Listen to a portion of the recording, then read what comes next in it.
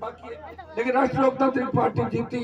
संदेश आएगा कि राजस्थान के किसानों जवानों ने, सरदार शहर के जवान किसानों ने सत्ता पर कब्जा करने का मन बना लिया है। वो अपने व्यक्ति के साथ हैं, वो तीसरी ताकत खड़ा करना चाहते हैं, वो खुद का राज करना चाहते हैं। ये संदेश जब जाएगा तो राष्ट्रीय लोकतांत्रिक पार्टी जीतेगी। भाइयों, पता है आपको, दिल्ली में जब मोदी ने किसानों के खिलाफ 3 काले कानून लाए, उस समय उत्तरी भारत का कोई किसान का बेटा इनके खिलाफ नहीं आया। किसानों के साथ अगर सत्ता छोड़ के 70 दिन सड़क पे कोई बैठा, वो नागौर का सांसद था जिसने किसानों के सम्मान की लड़ाई नेशनल हाईवे पे शाजापुर बॉर्डर जाम करके लड़ी। एमपी तो आपके भी किसान के बेटे, सिक्किम वाले बाबा जी भी किसान है, लेकिन वहां इनकी बोलती बंद हो जाती है। जब सेना को ठेके पे दे दिया, कोई आगे नहीं आया। हनुमान ने हुंकार भरी, लोकसभा में विरोध किया, अग्निपथ वापस लो, सेना को ठेके पे मत दो, और जोधपुर में 2 लाख जवानों की रैली करके प्रधानमंत्री को चेतावनी दी। प्रधानमंत्री जी, आप किसानों ने आपको थका दिया था, ये धरती पुत्र किसान पुत्र है, दिल्ली की ओर कूच करेंगे, आपको फिर थकना होगा, फिर ठूक के चाटोगे। इसके बजाय राजस्थान को विशेष राज्य का दर्जा देने की बात हो, राजस्थान की अटकी हुई सिंचाई परियोजनाएं, लंपी कोरोना टिड्डी का मामला हो, और प्रदेश के अंदर भ्रष्टाचार के मामलों की गूंज रही, अगर उन सब का मामला लोकसभा में उठा के राजस्थान का सम्मान बचाया, तो नागौर के सांसद ने सर्व समाज 36 कौम की बात करी, भाई को भाई से जोड़ने का काम किया, भाई को भाई से लड़ाने का काम हनुमान बेनीवाल ने कभी नहीं किया।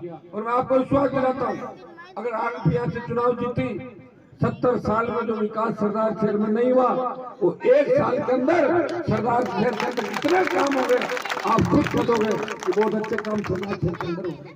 भंवरलाल जी सत्ता के अंदर थे, वो चले गए, उनके बारे में मैं कोई टिप्पणी नहीं करना चाहता, लेकिन उनकी एक खासियत थी, वो गहलोत को बहुत खिलाफ थे। मुझे कहते थे गहलोत को हटाना है। अब गहलोत को कैसे हटा? उनका बेटा तो गहलोत की फोटो लेके घूम रहा है, क्यों हाजी साहब, तुम्हें हटेगा कैसे? अगर भंवरलाल जी की आत्मा को आप चाहते हो शांति मिले, तो गहलोत हटे। कैसे हटेगा? जब अनिल हारे। अगर मान लो कोई पुराने कांग्रेस से लोग कहते हैं हम थोड़े भंवरलाल जी जुड़े हुए हैं, तो उनकी आत्मा को शांति नहीं मिलेगी। वो तो अशोक गहलोत के धुर विरोधी थे, आपको सारी बातों का पता है। सरकार गिराने में हमारे साथ थे, वो भी हम अलग से गिरा रहे थे, वो माने से चले गए थे। उनका तो ऑडियो भी वायरल हुआ था, आपने देखा था ना, कि मैं सीनियर हूँ, थोड़ी रेट ठीक रखना मेरी, था नहीं था? तो इन सारी बातों को याद करो। नए राजस्थान के निर्माण के लिए सरदार शहर की धरती से नई किसान राजनीति का आगाज करो। किसान राजनीति हाशिए पे चली गई है, कोई नौजवानों का धड़ीधोरी नहीं, ये बच्चे हैं, ये बालिकाएं हैं, कौन इनकी रखवाली करेगा, कौन रक्षा करेगा? अपराध में राजस्थान 1 नंबर पे चला गया, हमारे बच्चे सुरक्षित नहीं। थाने तहसील के अंदर कितना भ्रष्टाचार है, गांव का गरीब आदमी थाने तहसील में जाता है, उसका कोई सम्मान नहीं होता। भाइयों, अगर खुद की सत्ता चाहते हो, कर्ज मुक्त किसान, फ्री बिजली, टोल मुक्त राजस्थान चाहते हो, रोजगार चाहते हो और राजस्थान का सम्मान चाहते हो, तो राष्ट्रीय लोकतांत्रिक पार्टी के लालचंद मुंड जो किसान के बेटे हैं, इन दोनों को परखा आपने बीजेपी कांग्रेस को।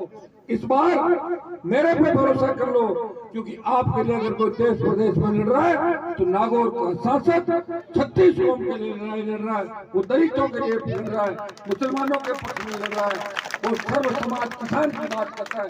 आपके गांव के अंदर आया हूँ, तो मेरा मान और सम्मान रखना, और हमूसर से भारी वोटों से बोतल का चुनाव चिन्ह राष्ट्रीय लोकतांत्रिक पार्टी। यहाँ मुस्लिम समाज की काफी संख्या है, मैं मुस्लिम भाइयों से भी आह्वान करूंगा कि जहाँ जहाँ तीसरे मोर्चे बने देश के अंदर, यूपी, बिहार, हरियाणा से लेके वहाँ यादव के साथ मुसलमान आया, जाट के साथ मुसलमान आया, और मायावती मेघवाल के साथ मुसलमान आया, तब क्षेत्रीय पार्टियां बनी। अगर आप लोग ये तय कर लो कि हमें राजस्थान में बदलाव चाहना है, तो सरदार शहर से मुस्लिम भाई इस चीज में मेरी मदद करें, आरएलपी को वोट डालें, और मेघवाल मुसलमान तो सारा समीकरण बन गया, तो जीत का आंकड़ा भी बहुत बड़ा होगा, क्योंकि सत्ता बदलने की ताकत चाबी आपके हाथ में, आपके वोट से परिवर्तन होता है। अपील करने आया हूँ, मेरा सम्मान रखना, हनुमान जी गांव गांव घूम रहे हैं, वसुंधरा गहलोत गांव गांव नहीं घूम रहे सरदार शहर के अंदर, देखा क्या घूमते हैं उनको।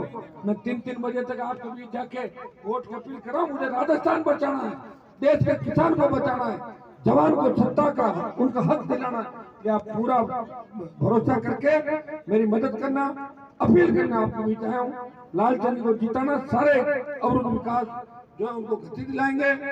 हमेशा आपके साथ खड़ा रहूंगा। मैं ऐसा व्यक्ति हूँ जिनके साथ खड़ा हो जाता हूँ, मदद करता हूँ। आपको जहाँ भी मेरी आवश्यकता इस गांव को पड़ेगी याद कर लेना, पीठ दिखा के नहीं भागूंगा, आपकी जय जयकार करा के चलूंगा। बहुत बहुत आपका धन्यवाद। धन्यवाद नेताजी। हमारे बीच में